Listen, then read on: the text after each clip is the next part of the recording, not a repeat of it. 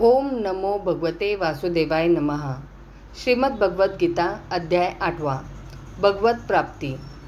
अर्जुन ने कहा, हे भगवान, हे पुरुषोत्तम, ब्रह्म क्या है, आत्मा क्या है, सकाम कर्म क्या है, यह भौतिक जगत क्या है तथा देवता क्या है, कृपा करके यह सब मुझे बताइए। हे मधुसूदन, यज्ञ का स्वामी कौन है और वह शरीर में कैसे रहता है और मृत्यु के समय भक्ति में लगे रहने वाले आपको कैसे जान पाते हैं।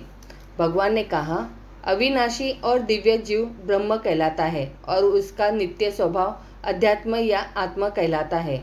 जीवों के भौतिक शरीर से संबंधित गतिविधि कर्म या सकाम कर्म कहलाती है। हे देहधारियों में श्रेष्ठ, निरंतर परिवर्तनशील यह भौतिक प्रकृति अधिभूत कहलाती है।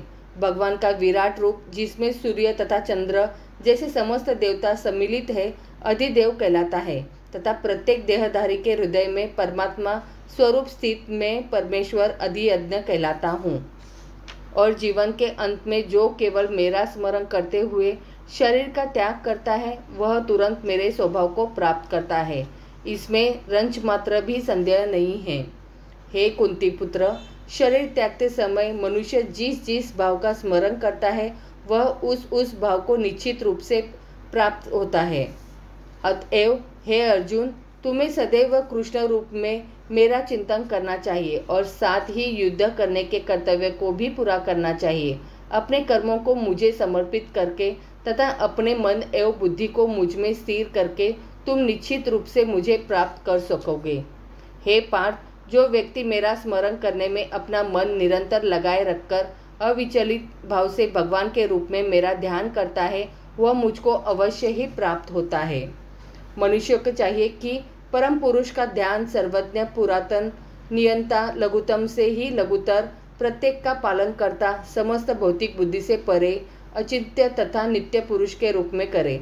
वे सूर्य की भांति तेजवान है और इस भौतिक प्रकृति से परे दिव्य रूप है। मृत्यु के समय जो व्यक्ति अपने प्राण को भवों के मध्य स्थिर को कर लेता है और योग शक्ति के द्वारा अविचलित मन से पूर्ण भक्ति के साथ परमेश्वर के स्मरण में अपने को लगाता है, वह निश्चित रूप से भगवान को प्राप्त होता है। जो वेदों का ज्ञाता है, जो ओंकार का उच्चारण करते हैं और जो संन्यास आश्रम के बड़े बड़े मुनि हैं, वे ब्रह्म में प्रवेश करते हैं। ऐसी सिद्धि की इच्छा करने वाले ब्रह्मचर्य व्रत का अभ्यास करते हैं। अब मैं तुम्हें वह विधि बताऊंगा जिससे कोई भी व्यक्ति मुक्ति लाभ कर सकता है। समस्त इंद्रिय क्रियाओं से विरक्ति को योग की स्थिति कहा जाता है। इंद्रियों के समस्त द्वारों को बंद करके तथा मन को हृदय में और प्राणवायु को सिर पर केंद्रित करके मनुष्य अपने को योग में स्थापित करता है। इस योगाभ्यास में स्थित होकर तथा अक्षरों के परम संयोग यानी ओंकारा का उच्चारण करते हुए यदि कोई भगवान का चिंतन करता है और अपने शरीर का त्याग करता है, तो वह निश्चित रूप से आध्यात्मिक लोकों को जाता है। हे अर्जुन, जो अनन्य भाव से निरंतर मेरा स्मरण करता है, उसके लिए सुलभ हूँ, क्योंकि वह मेरी भक्ति में प्रवृत्त रहता है। मुझे प्राप्त करके महापुरुष जो भक्ति योगी है, कभी भी दुखों से पूर्ण इस अनित्य जगत में नहीं लौटते, क्योंकि उन्हें परम सिद्धि प्राप्त हो चुकी होती है।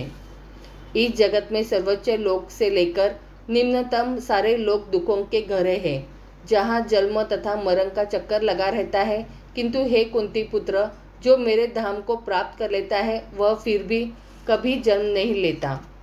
मानवीय गणना के अनुसार 1000 युग मिलकर ब्रह्मा का एक दिन बनता है और इतनी ही बड़ी ब्रह्मा की रात्रि भी होती है।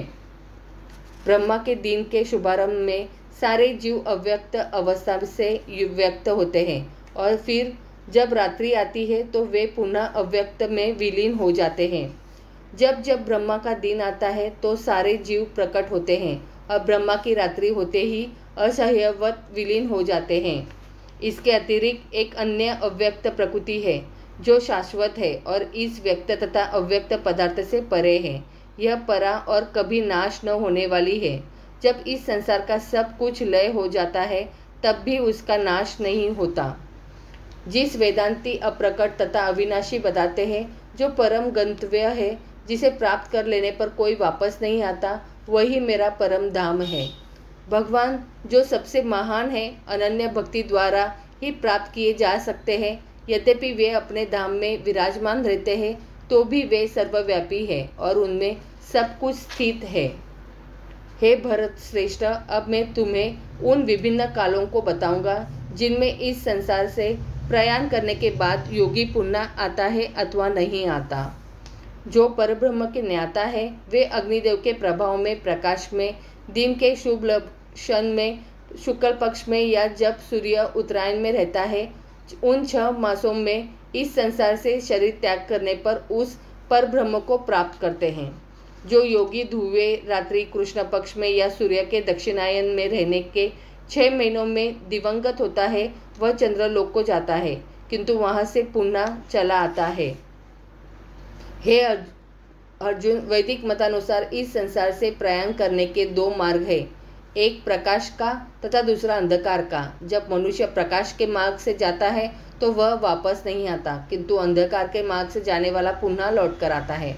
हे अर्जुन, यद्यपि भक्तगण इन दोनों मार्गों को जानते हैं, किंतु वे मोहग्रस्त नहीं होते, अतः तुम भक्ति में सदैव स्थिर रहो। जो व्यक्ति भक्ति मार्ग स्वीकार करता है, वह वेदाध्ययन, तपस्या, दान, दार्शनिक तथा सकाम कर्म करने से प्राप्त होने वाले फलों से वंचित नहीं होता। वह मात्र भक्ति संपन्न करके इन समस्त फलों की प्राप्ति करता है और अंत में परम नित्यधाम को प्राप्त होता है। इस प्रकार भ्रमों के दूर हो जाने पर वह अपने अध्ययन में स्थिर हो जाता है। तब उसे भगवत गीता के अध्ययन में रस आने लगता है और कृष्ण भावना भावित होने की अनुभूति होने लगती है। आगे बढ़ने पर वह कृष्ण के प्रेम में पूर्णतया अनुरक्त हो जाता है। यह जीवन की सर्वोच्च सिद्धि अवस्था है, जिससे भक्त कृष्ण के धाम गोलोक वृंदावन को प्राप्त होता है, जहाँ वह नित्य सुखी रहता है। इस प्रकार श्रीमद् भगवद गीता के 8वें अध्याय भगवत प्राप्ति का भक्ति वेदांत तात्पर्य पूर्ण हुआ। तो बोलो प्रेम से राधे राधे।